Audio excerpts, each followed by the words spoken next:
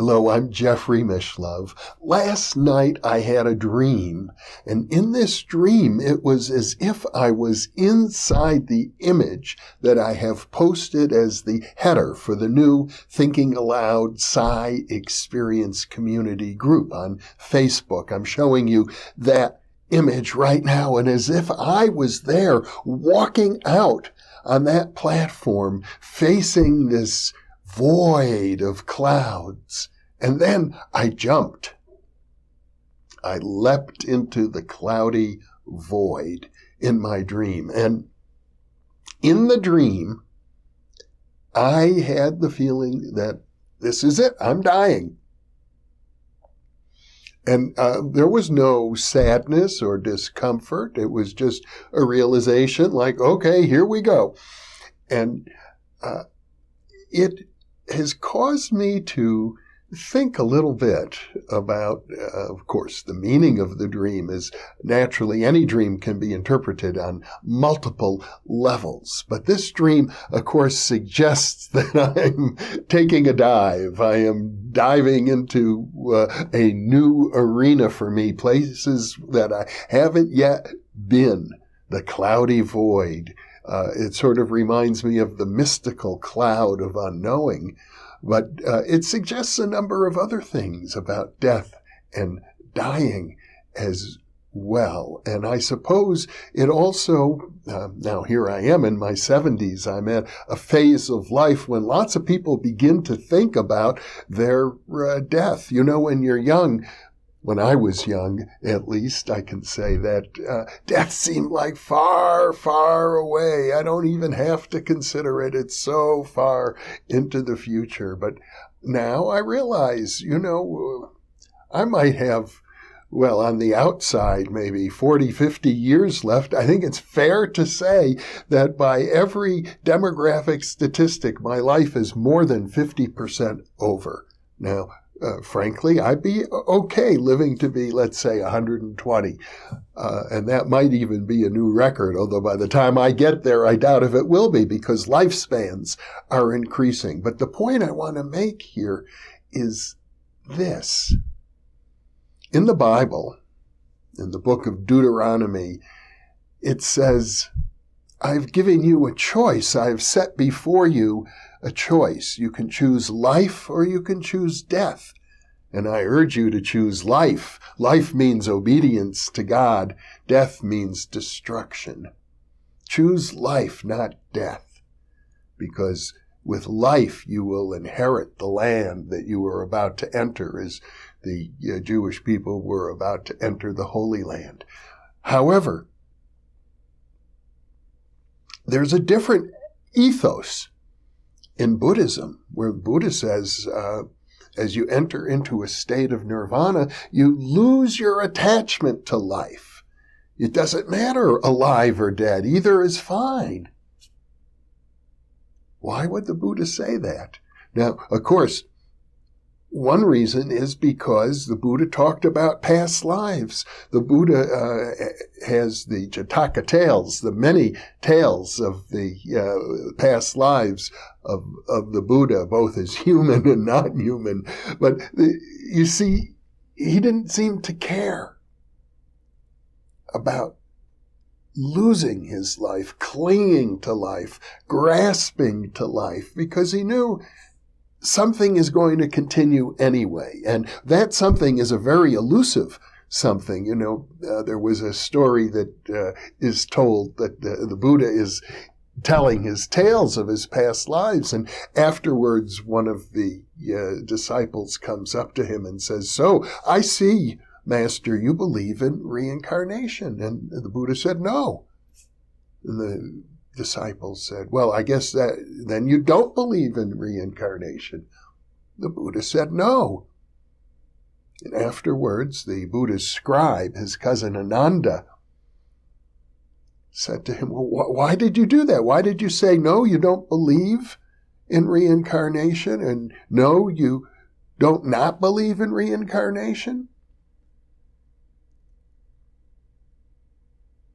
And the Buddha said, "Well, either way, he would have misunderstood me. The concept is subtle. It's complex." and can easily be misunderstood. The Buddha also told people, don't show off your psychic abilities, because if you do, people are going to assume that it's because you're wearing a particular amulet that you have these abilities, and you don't want to confuse them. That's not what it's about. Now, I think in my case, there's pretty good reason to accept the data of reincarnation. At least some people reincarnate. Of the 2,500 cases or so in the database at the University of Virginia, I understand from my interviews with Jim Matlock, maybe 1,300 of them have been solved. So you might say we have evidence now that 1,300 people have reincarnated. What does that mean to me? What does it mean to you? Are we going to reincarnate because some people do? Who knows? I would say there's a good chance that not everybody does reincarnate, at least not right away. According to Manly Palmer Hall, the esoteric metaphysical writer, the period in between lives is typically 2,500 years. Well, that's a lot longer than the periods that we find in the research database. So it may well be that that research database is skewed for all sorts of reasons. So in my case, my willingness to leap into the cloudy void in my dream, my willingness to just, I guess you'd have to say, embrace death. If it's going to come, it's going to come. Well, the truth is, it's going to come. Physical bodies only last so long.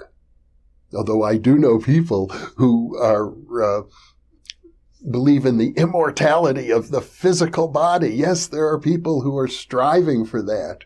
And God bless them, I wish them well. But it's probably going to be an uphill battle. Although I do recall over 10 years ago, a British scientist said the first person to live to be 1,000 has just turned 60. And at that point, I had just turned 60. So I was intrigued.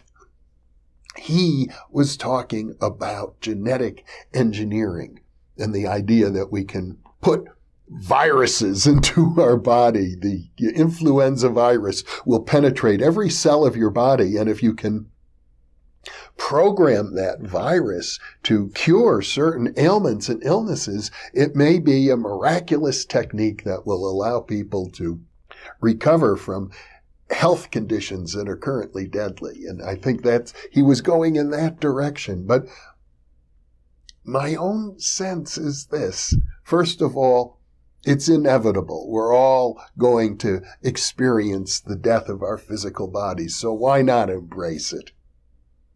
Why should we be afraid of death?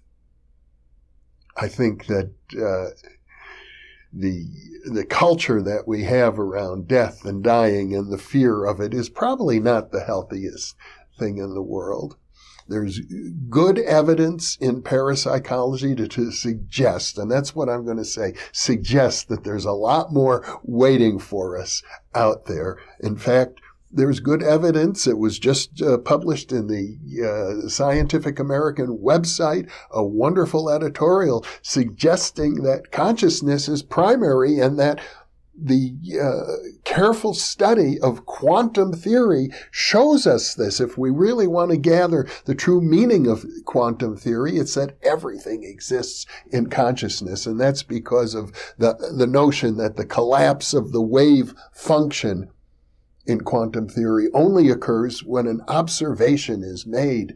So the conscious observer becomes part of the process, a necessary part of the process. Otherwise, everything is just a vague probability cloud.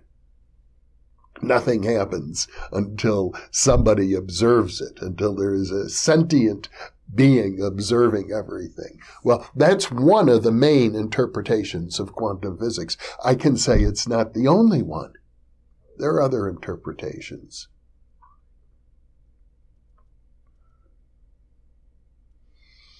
But the main message I want to leave you with is the idea of taking that leap.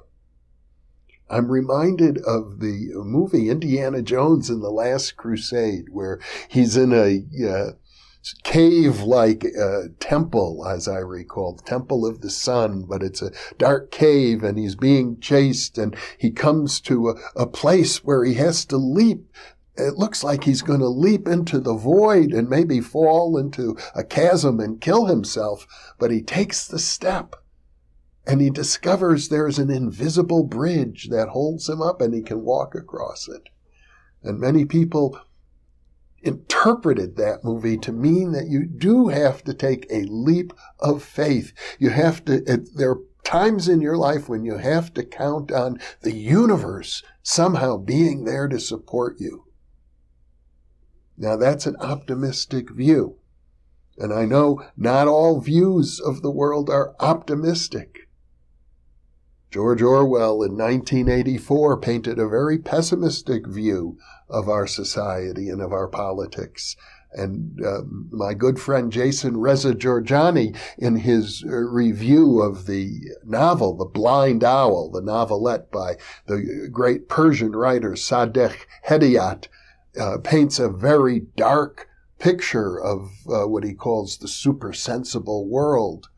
I mean, when we begin exploring our psychic capacities, what are we opening ourselves up to? Some people are afraid it's the devil. And as far as I'm concerned, we're opening ourselves up to the universe. And we are the universe. We're opening ourselves up to our own depths. Should we be afraid of ourselves? Should we be afraid of ourselves? That's really the question. And I'll leave you with that question to ponder. Thank you for being with me.